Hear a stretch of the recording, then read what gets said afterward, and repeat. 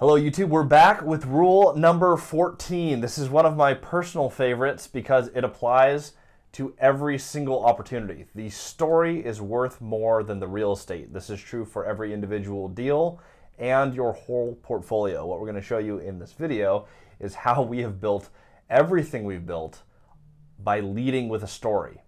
The opportunities, the capital raises, the partnerships, the businesses, all of it is built off your ability to communicate with others. Now, what you've likely seen online, we've talked about this a little bit before. We've got a little circle drill. You put yourself in the center and you can connect with others through relatable points. They'll want to work with you based on your goals, and they'll buy into who you are based on the significance behind those goals. And thinking just really linearly, relatable points are your past, goals are your future, and significance is your why.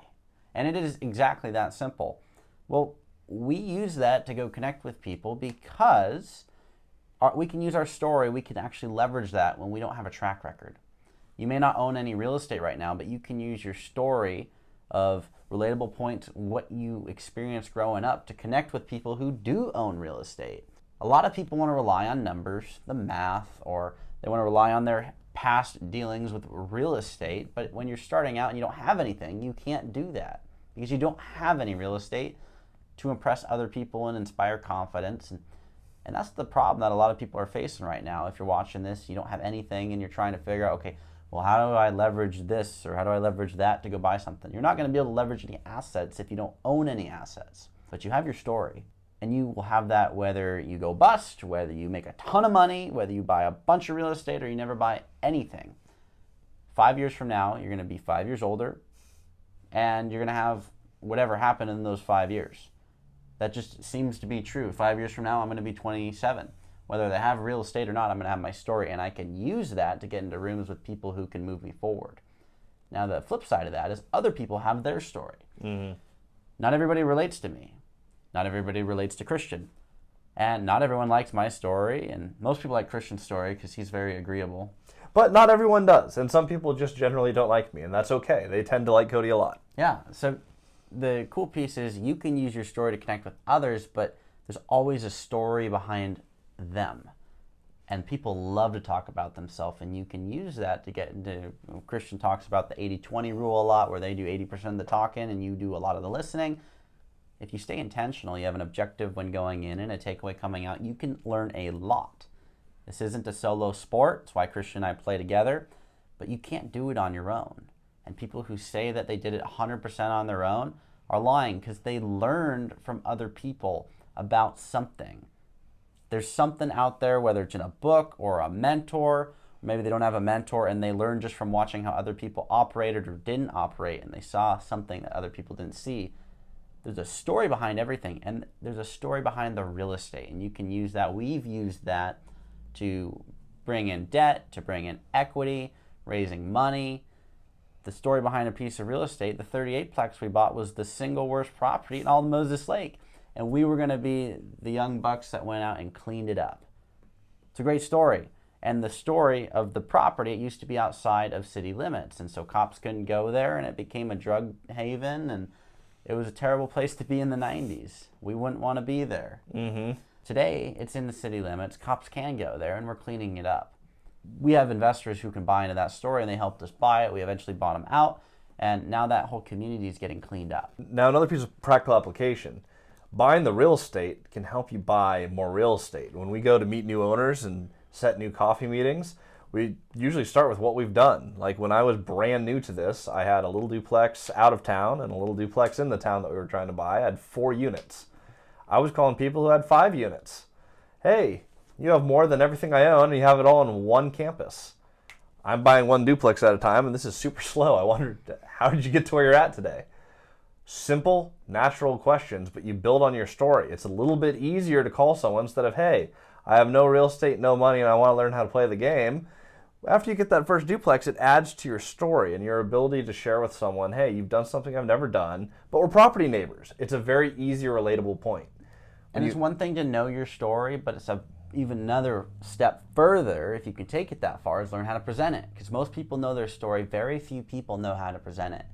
And your story is the most important piece of this puzzle, because once you learn how to present it, it allows you to start over in case things don't go exactly as you think they're going to go. And it's a lot simpler than you might think. When we were starting this, we had a YouTube channel. This was when we were about to close the 38. We made the decision. We called our shot too. You go watch the first video. We were downstairs in the old office, and we said, we're under contract on a 38-plex. And we were both super awkward, and we had no lighting, and it was awful. We made the decision, hey, it's going to land better if we call our shot online and we actually make this happen. And this done is is a big better deal than for us. perfect. Exactly. So we went ahead, we put it out there.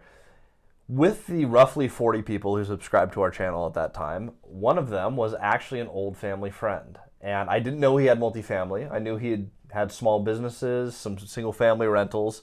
Turns out the last piece of multifamily, little 7-plex in Seattle, was something that he was ready to offload. And his actual goal was he wanted someone who he trusted to partner with his son. And that was your friend's father. Yeah, that was my friend's father growing up. That was actually one of the people who inspired me to go into real estate. If you've read Rich Dad, Poor Dad, that was my rich dad. He was the neighbor 3 houses down who was buying the other houses in the neighborhood, had some laundromats, and retired at 42. And I was like, how on earth did he do that? He inspired me to get interested in real estate, which led to an 8-year story that we share in other videos, but got me to where I'm at today. It was really fun, even if you're not a master at telling your story yet. A 40-person audience, someone in that resonated, went, I want this to be who my son is partnered with. This is a story that is inspiring to me. I have the confidence that this is the right person for me to sell this building to. And just like that, we picked up $1.1 million in real estate for 25 grand out of our pocket, 10 and 15. Incredible opportunity. One of the better deals we've done. One of my favorite properties. It's the only one I can easily drive to. It's 10 minutes from my house. Really cool property just from starting to tell the story. One other practical example for you. I'll start this and I'll let Cody take over the story because that's how it happened in real life. Got a call in Texas from a broker. We had just bought the smallest building we've ever acquired. It's a little triplex, and by little I mean like 310 in Moses square Lake, foot not units. Texas, Christian. We were in Texas, smallest apartments we've ever acquired in Moses Lake. We're in Texas at an event that Cody's going to speak at, so we're not even in town. Get a call from a number I don't recognize. Goes, hey, congratulations on your transaction in Moses Lake. Well, which one? Oh, the tiny little triplex on the water. I was like, interesting that that's the one you called about. We have a couple of other rentals nearby. Oh, awesome. You guys still buying? Of course. He had a 10-plex, seller financeable, and it happened to be a property that Cody and I had been talking about for the last year of we would love to own that building. Every time I drive by it and Christian's in the car, I'm like, I'm going to buy that. I'd love to own that someday. I've heard Cody talk about this when I was in my office. It used to be one of the buildings that Cody would show me on Google Maps. So he's like, one day I want to buy this property. I know who that owner is. So when I get the call, they talk about this 10-plex. I'm like, oh my gosh, that sounds familiar. Cody hops in the car and goes, wait, that 10-plex? Hand the call over to Cody. He knows the owner. He's walked through the units. He remembers what the rents are. Talk about building confidence in owners. But the story that we were able to tell in real time on the phone won us a deal we otherwise wouldn't have had. And the story that we bought the smallest building that we own today gave us an opportunity to buy a bigger building, identical almost to the 12-plex that Cody already owned, built by the same builder in the same year. The broker had no idea when he called us, but we were the most logical buyer for this property on the planet. And we wrote it up that day and closed it shortly thereafter. Mm-hmm. And the most powerful piece of it all is I went on stage, I had that speaking engagement, and I called my shot and I said, hey, we're gonna buy this. We're writing it up right now. And then a month later, we closed on it. And now I have that on video. And I can say, look, we call our shots, we make it happen. If a broker ever has an issue, well, now we have a story to tell. Like, hey, last time we called our shot, we did it in front of 400 people, and we did it. No questions asked. We never renegotiated once. We closed it out, didn't even need a bank loan, and we make our stuff happen. This little segment and this rule is probably my personal favorite one because it's something that's it's really just been our story and our journey has led us to like, oh my gosh, no matter what we do, the story just gets bigger. And every time you buy another piece of real estate, it adds to the story.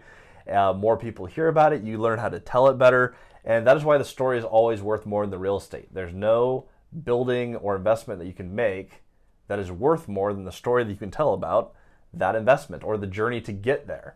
So keep adding pieces to your story.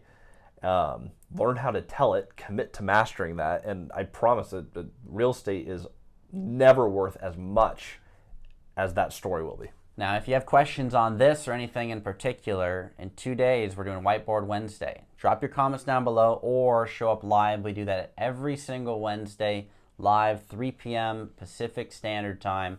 Show up, ask your questions. We will roll until the questions stop. Regardless of how long that takes, we will commit to that.